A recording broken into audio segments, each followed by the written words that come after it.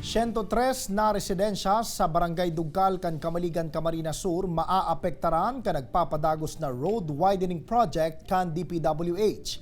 Mga residente hurot na may maresibisindan nin kompensasyon hale sa ahensya. Uyan report ni Chris Novello.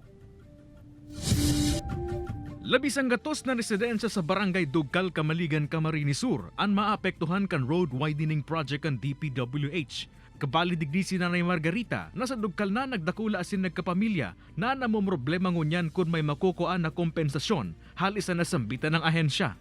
Sabi ko dapat nga may makuaman kami. Pigastusan mi maning sa mong building. Kundi may nagsasabing mayo, may nagsasabing igwa.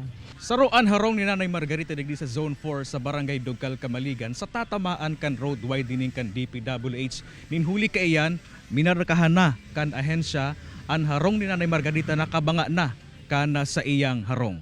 Sigun sa Barangay Council, nagkaigo naman ng consultative meeting ang DPWH asin ang mga residenteng apektado kang nasambitan ng proyekto. Ang sa kuya lang po, ito pong structures, improvements na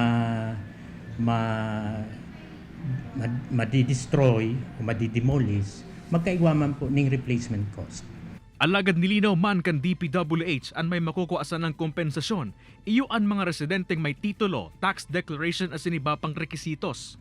Ang policy po kang office, ang babayadan lang po is itong lote na tatamaan, tapos po si improvements or si structures na nasa laog po katong lote ninda. Most po talaga ka mga structures po na yaon dyan, nakalaog na po sa right of way kan tinampo. Apuera sa mga harong, apektado man kan proyekto ang pigkukonstruhir na kodal kan fishport sa Banwaan na pigsa sa irarom sa rehabilitasyon.